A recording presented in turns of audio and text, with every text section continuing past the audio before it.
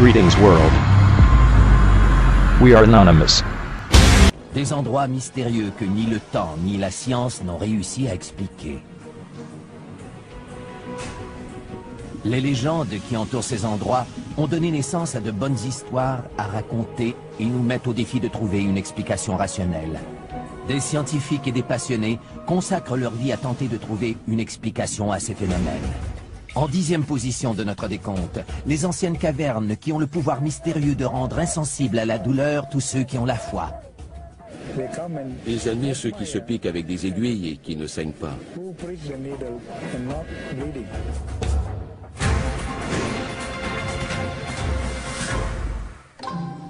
Trois anciennes cavernes de chaux se trouvent près de la capitale de la Malaisie, Kuala Lumpur. Ces cavernes s'élèvent à 55 mètres au-dessus de la jungle avoisinante. Ces cavernes, qu'on appelle les cavernes de Batu, abritent un temple hindou et sont la résidence du dieu hindou du pouvoir, le seigneur Murugan. Des millions de gens viennent ici. Pourquoi croyez-vous que tant de gens viennent prier ici? C'est parce qu'ils croient que le seigneur Murugan est un dieu puissant qui fait des miracles. C'est ce qui le caractérise. Souvent représenté avec une lance qui est, croit-on, la source du pouvoir du seigneur Murugan, les hindous s'adressent à celui-ci pour le supplier de faire une intervention divine. Mais c'est au cours du festival annuel de Thaipusam que les foules se pressent aux cavernes de Batu et font un pèlerinage pour expier leurs fautes et remercier leur dieu.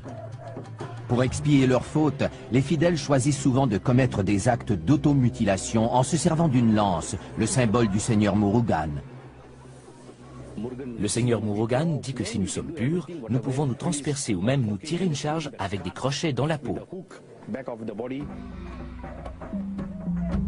Les fidèles disent ne pas ressentir de douleur lorsqu'ils s'infligent des blessures et, fait encore plus étrange, les blessures ne saignent pas. Bien des gens demandent, mais pourquoi ne saignent-ils pas? C'est ça le miracle du seigneur Murugan. Les fidèles attribuent ce miracle au dieu qui réside dans les cavernes de Batu.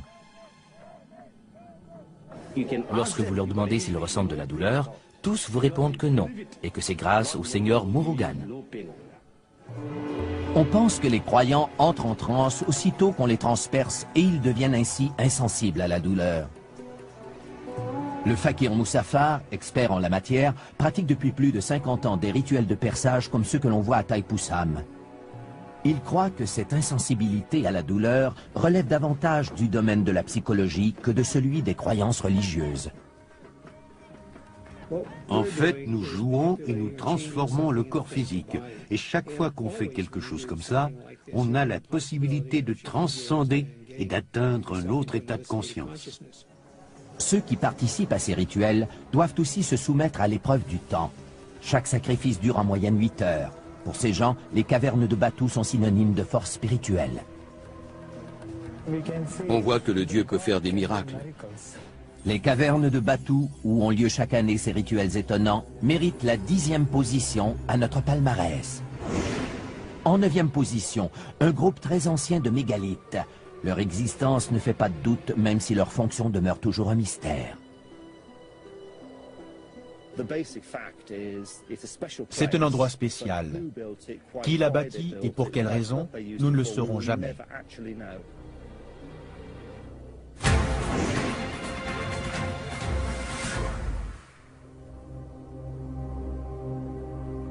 Une énigme très ancienne dont nous n'avons pas la clé. L'étrange groupe de piliers préhistoriques que l'on connaît sous le nom de Stonehenge se dresse, silencieux, dans la campagne anglaise depuis 3500 ans. On a dit qu'il provenait de l'espace, que c'était un calendrier solaire ou mathématique construit par les Égyptiens. Ce que l'on sait, c'est que ce projet gigantesque a débuté il y a plus de 5000 ans et qu'on en a mis 1500 à le compléter. Des générations s'y sont succédées et ont érigé ces pierres qui pèsent jusqu'à 35 tonnes.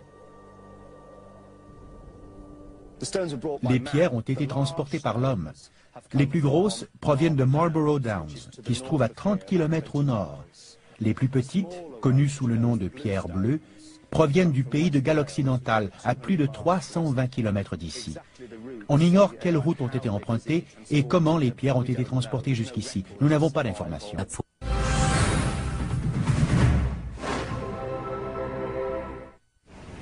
Au au 8e rang, une base militaire américaine entourée de secrets même si son existence ne fait aucun doute.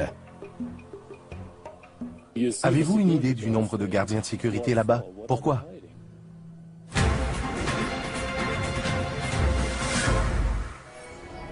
Dans le désert au nord de Las Vegas, existe un espace aérien militaire avec un accès limité de 1500 km². La base militaire qui porte aujourd'hui le nom de Groom Lake Test Facility est mieux connue sous le nom de Zone 51.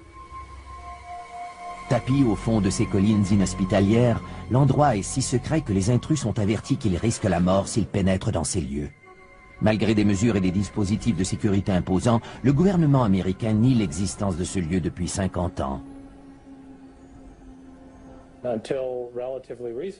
Jusqu'à tout récemment, le gouvernement était réticent à reconnaître que des expériences étaient menées à cet endroit.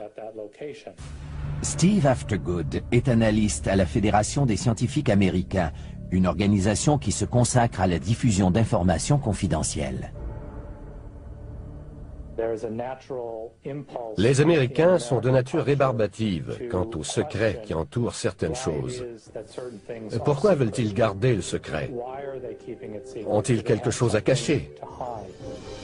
La Zone 51 doit sa réputation au mystère entourant un événement insolite qui s'est déroulé à Roswell, au Nouveau-Mexique. Le 8 juillet 1947, les militaires annoncent que les restes d'une soucoupe volante écrasée ont été récupérés. Quelques heures plus tard, la nouvelle est démentie. Ce qu'on pensait être une soucoupe volante était en fait un ballon météorologique. Le démenti du gouvernement est perçu comme une tentative d'étouffer l'affaire.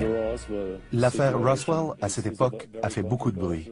Selon moi, le scénario le plus plausible est que s'il y a vraiment eu un écrasement de soucoupe, je suis sûr qu'ils ont fait analyser les débris sur place à Groom Lake afin d'intégrer cette nouvelle technologie à nos connaissances en aérodynamique. Cette théorie reçoit un appui en 1989 lorsqu'un ancien employé de la Zone 51, Bob Lazar, déclare avoir visité l'intérieur d'un vaisseau spatial extraterrestre alors qu'il travaillait à la base. Ces dessins ont été faits pour illustrer son témoignage. C'est au cours de ma seconde visite que j'ai compris que cette épave était en fait un vaisseau extraterrestre. La boîte de Pandore est ouverte et provoque l'apparition d'une génération d'inconditionnels de la Zone 51, comme Yor Garneau. Il y a là-bas une base dont le gouvernement s'entête à nier l'existence. Et en réalité, on n'en sait absolument rien. Malgré que la base soit entourée par plus de 35 000 hectares de terre appartenant à l'armée, les montagnes des alentours offrent une vue imprenable sur la base secrète.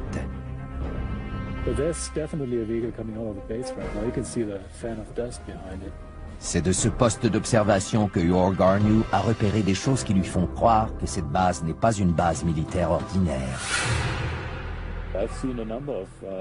J'ai vu d'étranges lumières dans le ciel qui provenaient d'avions qui faisaient des manœuvres très inhabituelles. Un des avions que j'ai pu observer n'était qu'un fuselage, sans ailes. Yor Garneau n'est pas le seul à avoir aperçu des choses étranges. Il existe plus de 2000 rapports concernant des objets volants non identifiés qui auraient été repérés dans l'espace aérien de la base du Nevada. Je pense qu'on perd notre temps à épiloguer sur les extraterrestres, les ovnis et toutes ces choses-là. En réalité, ce que l'on fait là-bas depuis approximativement 50 ans, c'est de développer et tester des avions militaires à la fine pointe de la technologie. Le secret entourant toutes ces opérations continue d'alimenter les soupçons. Je ne peux ni confirmer ni infirmer l'existence d'un vaisseau spatial extraterrestre. Je pense que les fonctionnaires peuvent tirer une leçon de cette histoire. Si c'est trop secret pour en justifier l'existence au peuple américain, cela signifie que ces mesures sont tout simplement trop secrètes. Pour avoir réussi à mystifier les Américains pendant un demi-siècle, la Zone 51 vole jusqu'à la 8e position de notre palmarès.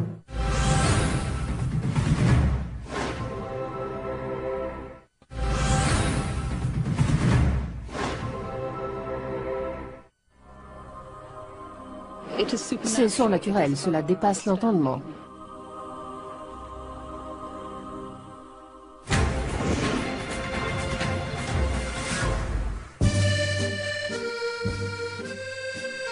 Niché au pied des Pyrénées dans le sud-ouest de la France, se trouve le sanctuaire de Notre-Dame de Lourdes. Tous les ans, plus de 6 millions de malades et d'infirmes y font un pèlerinage en espérant un miracle. J'ai été témoin d'une foule de petits miracles qui se sont produits ici. Les gens disaient, c'est une coïncidence, mais c'était plus qu'une coïncidence. Le premier miracle se produit tôt au printemps de 1858, lorsque les Soubirous, de pauvres fermiers, envoient leur fille Bernadette, âgée de 14 ans, chercher du bois dans la forêt. Bernadette a enlevé ses chaussures pour traverser le ruisseau et aller dans la grotte pour trouver du bois. Elle a entendu un bruit comme un souffle de vent. Elle n'a rien ressenti, n'a rien vu. Mais lorsqu'elle a relevé la tête, elle a vu la Vierge Marie dans une crevasse. Bernadette rapporte qu'au cours des 5 mois suivants, la mystérieuse dame de la grotte lui apparaît 17 fois. La dame demande à Bernadette de dire au prêtre de faire de ce lieu un lieu de recueillement et d'y construire une chapelle. Le curé de la paroisse, pas très enthousiaste, lui dit que si cette dame voulait une église, elle devait d'abord se faire connaître. Bernadette retourne donc à la grotte et lorsque la dame lui apparaît, elle lui demande « Quel est votre nom ?» et elle lui répond « Je suis l'Immaculée Conception ». Le curé enquête sur les apparitions et 4 ans plus tard, il consent à ce qu'une chapelle soit construite sur les lieux. Cette chapelle sera nommée le sanctuaire de Notre-Dame de Lourdes.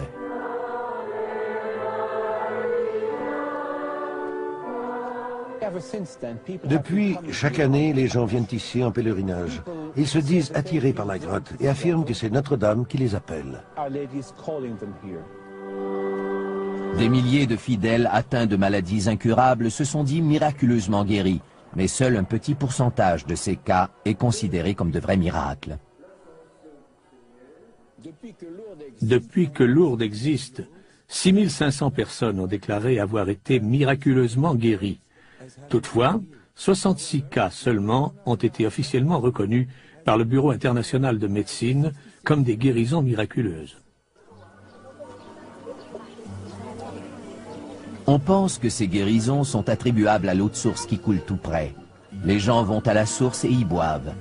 Ils s'aspergent et s'immergent dans cette eau miraculeuse dans l'espoir de guérir. Il y a environ 8 ans, on a découvert que je souffrais d'arthrite rhumatismale. Il y a 3 ans, j'étais pratiquement invalide et on a dû opérer mes 2 genoux. Ce serait très agréable pour moi si la Vierge Marie entendait ma prière et faisait en sorte que je sois guérie.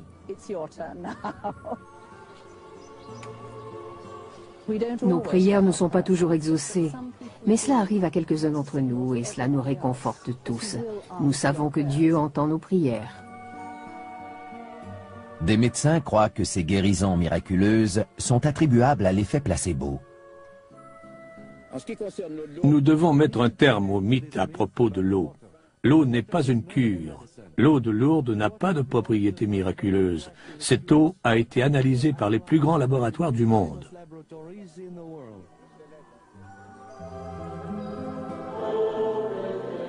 C'est peut-être vrai au point de vue scientifique, mais la foi des fidèles n'est pas remise en question pour autant.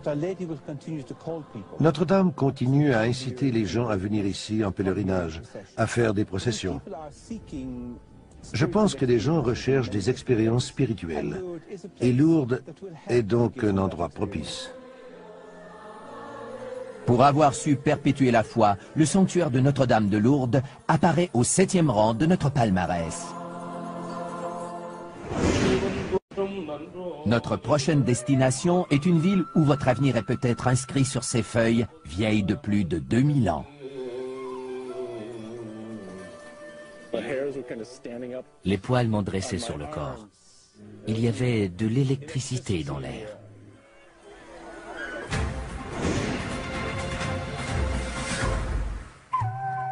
Il y a environ 2000 ans, à l'époque du Christ, 7 sages indiens, appelés les Saptirashi, ont écrit sur des feuilles de palmier les grandes lignes de la vie de toutes les personnes qui vivent sur la Terre. 1200 ans plus tard, les feuilles sont découvertes dans un temple de la ville de Vaishti-Varankoil, l'épicentre de l'astrologie situé dans le sud de l'Inde. C'est ici que vivent les liseurs de Nadi, des astrologues qui depuis 600 ans utilisent les anciens écrits sanscrits pour prédire l'avenir et connaître le passé. Vous ne pouvez lire les feuilles qu'ici. Ce n'est pas pareil si vous apportez les feuilles ailleurs pour les lire.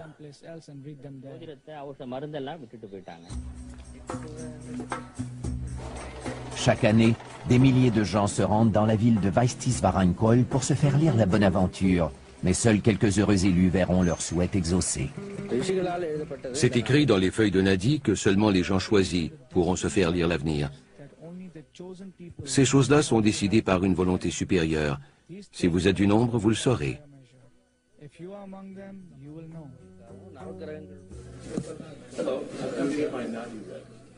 Robert Bruce est un écrivain et un musicien américain qui s'est rendu dans le sud de l'Inde pour savoir s'il faisait partie des élus. Se servant de l'empreinte du pouce de Bruce, les liseurs de Nadi consultent des millions de feuilles à la recherche de celle qui a été écrite pour lui il y a 2000 ans. Je viens ici avec un esprit ouvert. Si j'apprends quelque chose sur ma personne ou sur le monde qui m'entoure, je serai très heureux.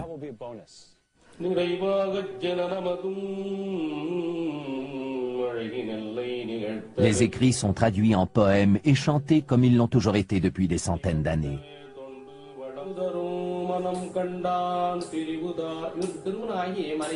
You got married but divorced your wife. Yeah. You got married Yeah. and divorced. You are a music director by profession. That's right. Yeah. Phillips is your father name. Yes. Felix, yeah, that's Felix correct. is the That's correct. That's correct. E by Lynn. You talk about my mother? Yeah. You got it. That's the Nadi man. That's it. You got Your it. age is 47. 47 running. 47. That's me. You are going to establish an educational institution related to music and use music as an instrument to heal the people by composing the new musical notes. And your face, just your face will become familiar to all almost. La lecture dure 1 heure. Ça a été une expérience extraordinaire. Ils m'ont dit le nom des membres de ma famille, m'ont parlé de mes intérêts qui tournent autour de l'argent. Ce qui m'a le plus renversé, ce sont leurs prédictions d'avenir. Apprendre que ces rêves se réaliseront est une chose terrifiante. Les feuilles parlent aussi de leur propre avenir. Les liseurs de Nadi ont lu dans les feuilles de palmier que d'ici 100 ans, toutes les feuilles vont devenir noires et ne pourront plus jamais être lues. En attendant ce jour fatidique, la ville de Vaishti-Varankoil demeure un endroit où des forces mystérieuses sont à l'œuvre. Je pense que l'on doit accepter l'expérience pour ce qu'elle est, sans la faire passer à travers nos filtres rationnels. Pour avoir dévoilé le scénario secret de la vie des gens, la ville indienne de Vaishti-Varankoil se hisse à la 6e position de notre palmarès.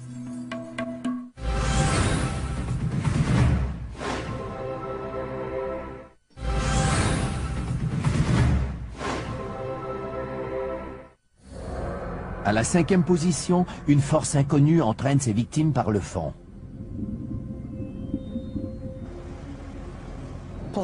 Les avions ont disparu sans laisser de traces dans cette région. Personne ne sait pourquoi.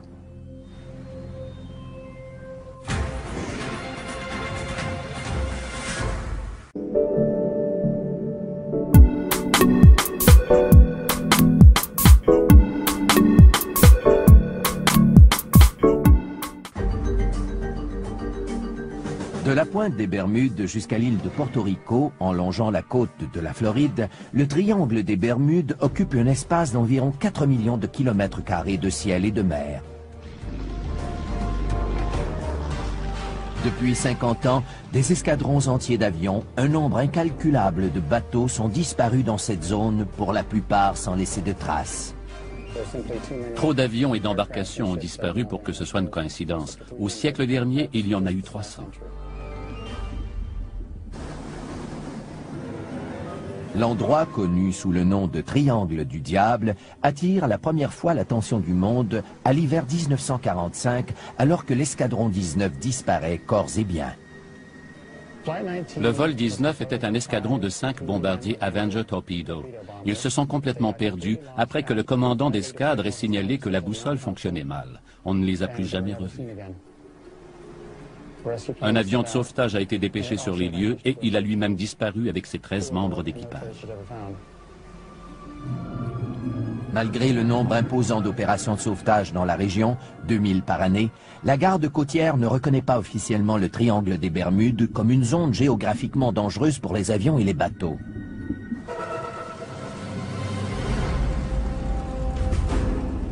Pour le pilote José Maldonado Torres, le triangle des Bermudes sera à la hauteur de sa triste réputation.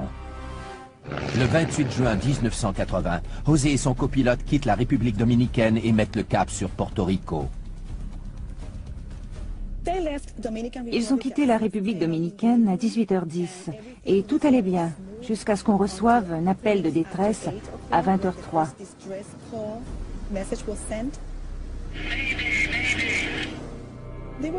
Ils essayaient d'entrer en contact avec la tour de contrôle de Porto Rico. Ils ont seulement réussi à entrer en communication avec un appareil de la flotte Iberia, le vol 976, qui volait vers l'Espagne en provenance de Saint-Domingue.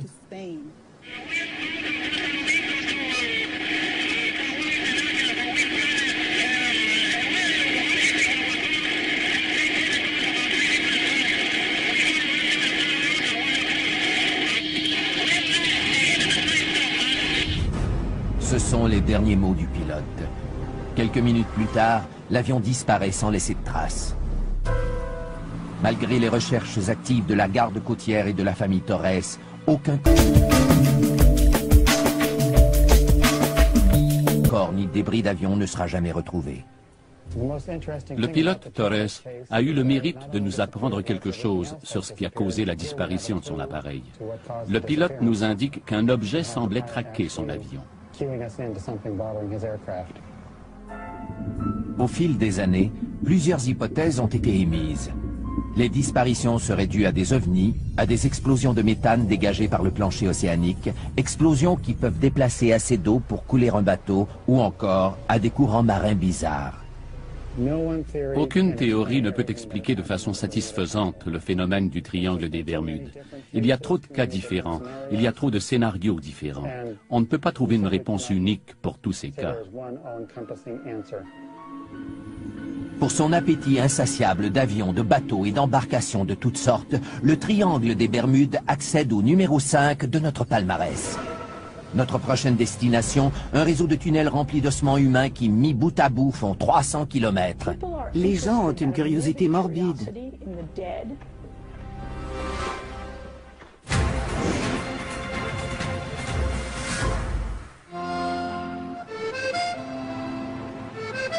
Sous les rues animées de Paris reposent les restes de 7 millions de personnes dans la quiétude et l'humidité des catacombes.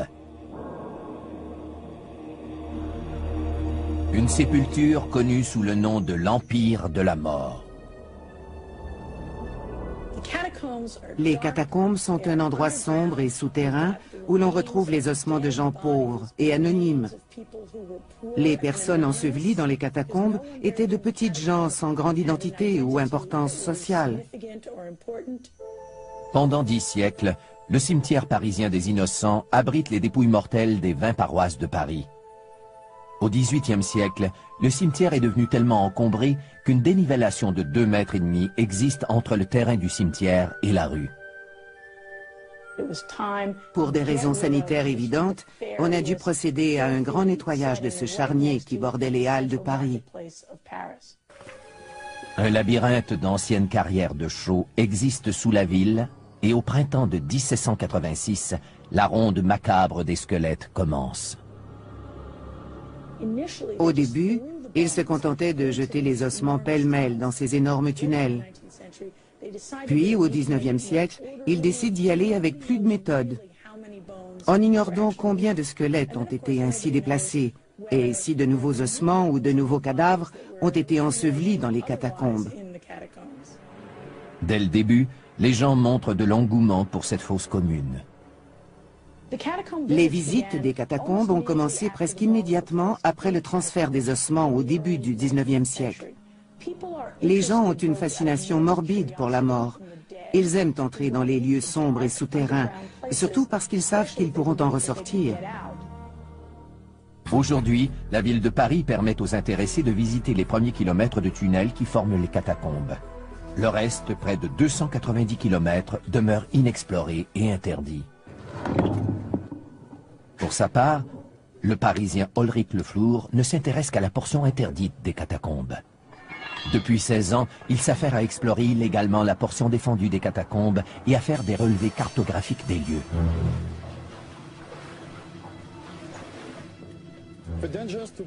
Les dangers qui guettent un amateur de catacombes sont nombreux. Le premier est d'être pincé par la police, et le second, d'être tué par un éboulis lorsque nous creusons pour élargir un tunnel.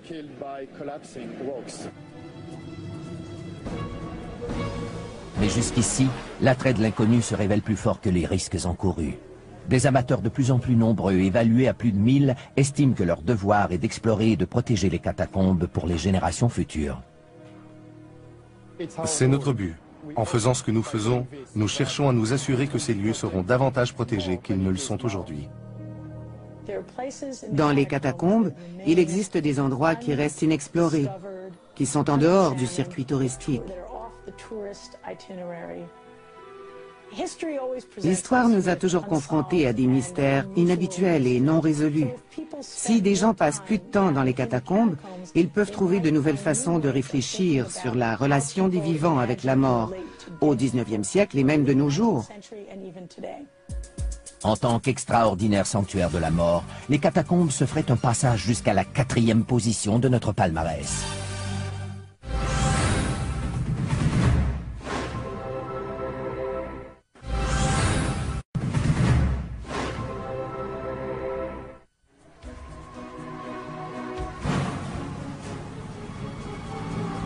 Si ce n'est pas un animal, qu'est-ce que c'est?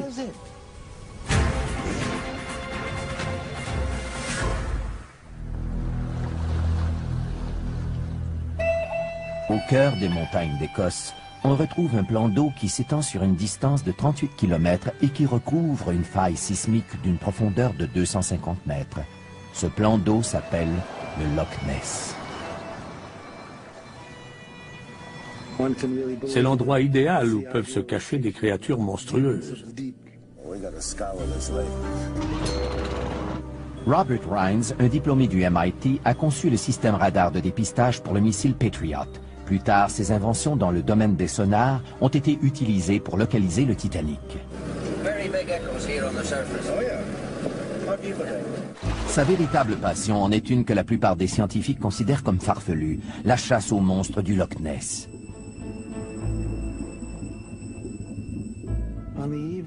Le soir du 23 juin 1972, jamais je n'oublierai cette date, j'ai vu cette immense forme arrondie qui émergeait des eaux calmes.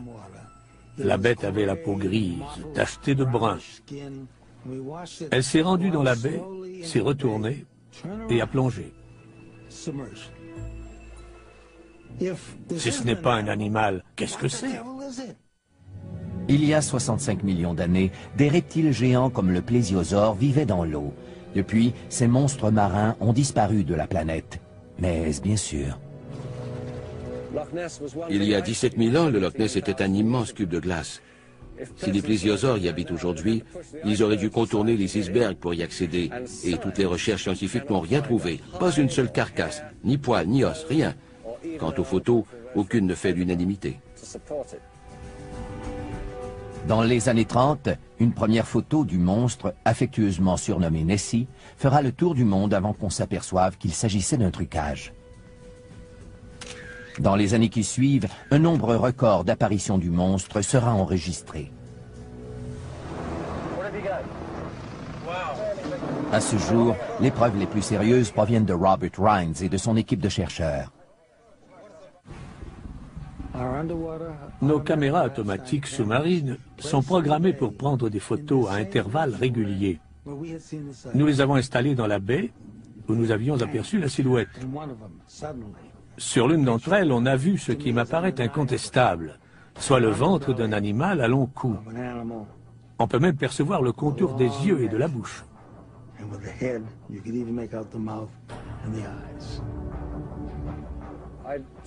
Je dirais que le grand coupable dans toute cette affaire, c'est l'eau trouble du Loch Ness. N'importe quelle photo prise dans ce lac sera controversée, parce que les photos sont rarement claires.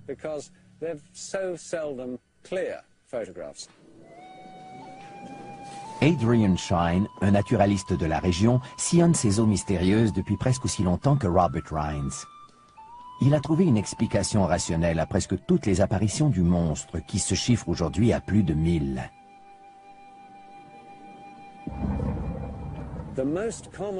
La cause la plus courante de ces supposées apparitions du monstre, ce sont les vagues créées par les embarcations. À la surface du Loch Ness, on voit apparaître de grosses bosses que certaines personnes, beaucoup de gens en fait, confondent avec le dos du monstre.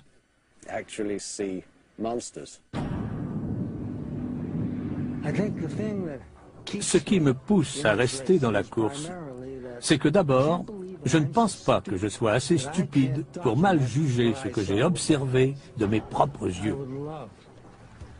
J'aimerais prouver à ceux qui disent que c'est impossible qu'ils se trompent. J'aimerais les voir mordre la poussière.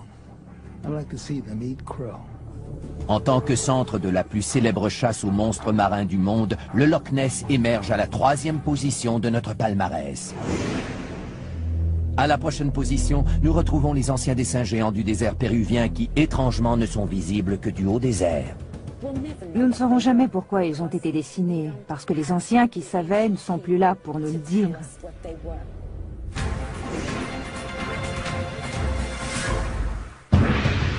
Dans la vallée, au creux des Andes, on peut apercevoir d'immenses dessins d'animaux et des motifs géométriques gravés au sol.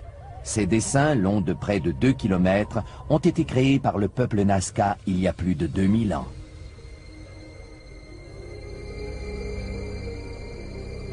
Ces dessins, qui ne sont perceptibles qu'à haute altitude, ont été découverts durant les années 20, lorsque les premiers avions commerciaux ont commencé à survoler le désert péruvien. Depuis ce premier jour, le monde se questionne sur le sens et le but de ces dessins. Il existe une foule de théories concernant les lignes de Nazca qui vont des plus sensées aux plus farfelues. Certains croient qu'elles auraient été faites par des extraterrestres. Ce sont les mêmes qui disent qu'elles pointent vers les étoiles, que les lignes de Nazca, ces géoglyphes géants, sont le plus grand livre d'astronomie du monde.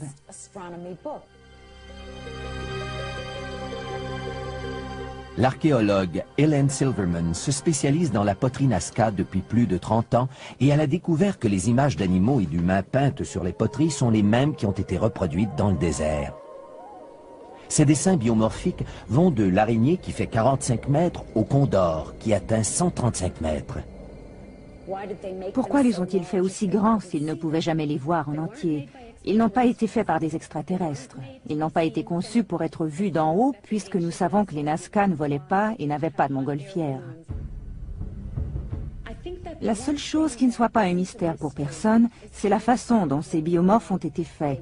Ils ont enlevé la couche supérieure du sol, mettant à jour la couche sous-jacente de couleur plus claire, puis ils ont installé des roches pour en souligner le contour. Les lignes Nazca ont été parfaitement préservées grâce au climat extrêmement aride qui prévaut dans cette région désertique. C'est cette pénurie de pluie qui laisse croire à certains chercheurs que ces dessins sont plus qu'une œuvre d'art. David Johnson est un chercheur Nazca qui utilise une baguette de sourcier pour localiser les sources d'eau souterraines. Je crois que les lignes de Nazca sont à l'origine une carte des aqueducs qui servaient aux gens qui vivaient ici dans le passé et qui peuvent encore être utilisées par les gens dans le futur. En observant les petites oscillations de ces baguettes spéciales causées par les subtiles énergies de la Terre, David croit qu'il a mis à jour un ancien réseau d'aqueducs que les Nazca appelaient Puquios.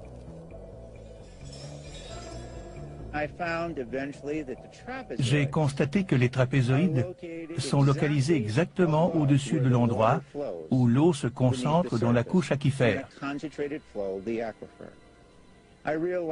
Les triangles, localisés tout près ou sur les trapézoïdes, marquent l'endroit précis où se trouve la faille. J'imagine que les spirales indiquent les courbes et les virages de l'eau qui circulent dans la vallée. La théorie de Johnson, qui veut que les lignes soient une carte de réseau d'aqueduc, n'explique pas les 70 dessins de plantes et d'animaux disséminés à travers la vallée.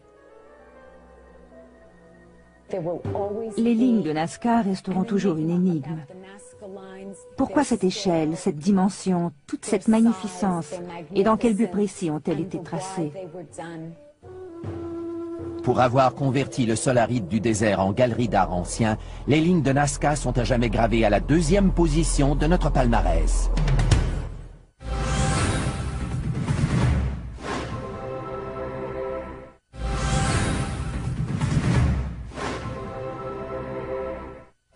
Des perçages indolores de la Malaysia aux intrigants piliers de Stonehenge, à la confidentialité de la zone 51 jusqu'aux sources miraculeuses de France.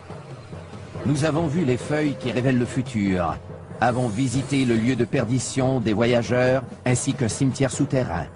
Nous avons vu aussi une supposée réserve préhistorique et des dessins géants dans le désert. Nous avons gardé pour la fin le site le plus mystérieux d'entre tous. L'endroit le plus mystérieux au monde est le berceau de toutes les civilisations. C'est la raison pour laquelle tant de gens ont consacré leur vie à sa recherche. Nos découvertes peuvent changer la façon d'écrire l'histoire.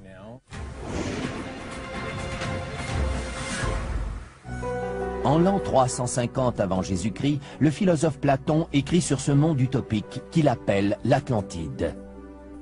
Les habitants de ce continent mythique, d'où l'océan Atlantique tire son nom, sont décrits par Platon comme faisant partie d'une civilisation très avancée. À son apogée, l'Atlantide était un pays magnifique. Sa société était très évoluée. Dans ses écrits, Platon nous dit aussi que l'avidité et la soif de pouvoir auront finalement raison des habitants de l'Atlantide et que la vengeance des dieux sera terrible. Des volcans et des tremblements de terre détruiront le continent qui disparaît dans l'océan. Platon raconte que les habitants quittent le continent à bord d'embarcations à la recherche de nouveaux territoires. Ils contribueront à faire évoluer les civilisations avoisinantes, toujours à l'âge de pierre.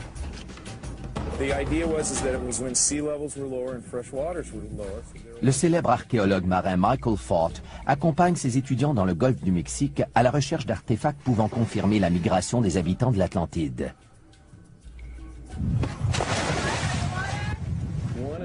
Un des grands mystères de la science est de savoir comment le Nouveau Monde s'est peuplé. C'est une question très intéressante. D'ailleurs, lorsque Christophe Colomb a découvert l'Amérique, la première question qu'il s'est posée a été celle-ci. Mais d'où viennent donc tous ces gens?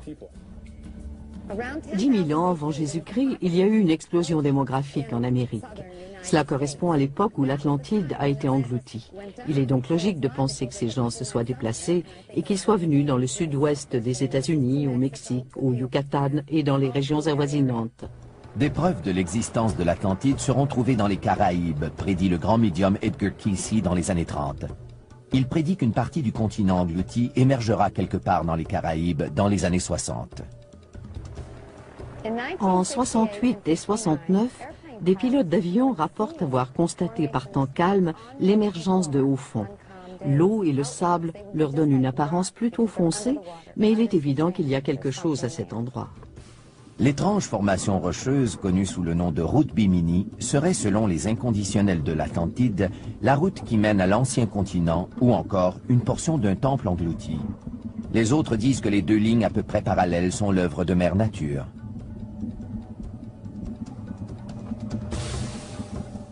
Ce sont des roches carrées qui ressemblent à des pierres taillées. Quelques-unes sont assez volumineuses et ont la forme d'un J. Pour ma part, je dirais qu'elles semblent avoir été taillées par l'homme avant que cette région ne soit engloutie il y a 10 000 ans. À 1500 km de Bimini, dans le golfe du Mexique, d'autres preuves sont peut-être en train d'être remontées à la surface. Michael Fort et ses étudiants ont découvert plus de 2500 artefacts qui, croient-ils, appartiennent à des embarcations de colonisateurs qui se sont implantés en Amérique du Nord en provenance d'endroits comme les Caraïbes.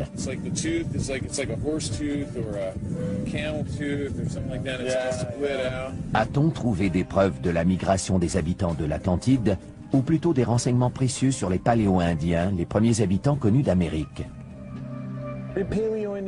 Est-ce que les Paléo-Indiens avaient des occupations côtières, des bateaux, un style de vie que nous ignorions parce que les preuves avaient été submergées?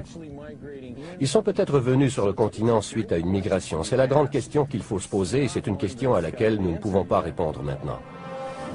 Reste à savoir si les écrits de Platon sur l'Atlantide étaient une leçon d'histoire ou simplement une fable visant à mettre en garde les civilisations futures de la fragile existence de l'homme. Le problème, c'est qu'il n'y a pas d'endroit précis où l'on peut situer l'Atlantide. Si l'Atlantide était localisée, on devrait alors fournir une explication géologique sur ce qui s'est passé, et on devrait montrer comment les choses ont ensuite évolué. La plupart des gens qui s'intéressent à l'Atlantide ne s'intéressent pas à la préhistoire, et la plupart des gens qui s'intéressent à la préhistoire ne se préoccupent pas de l'Atlantide. Pour avoir confondu les scientifiques comme les historiens, le continent englouti de l'Atlantide mérite la première position à notre palmarès des endroits les plus mystérieux au monde. Ces lieux imprégnés de mystère nous mettent au défi de trouver la clé de l'énigme. Ils sont là pour nous rappeler que même si l'homme fait des bonds de géant dans sa compréhension du monde qui l'entoure, il existera toujours des lieux dont il ne percera jamais entièrement le mystère.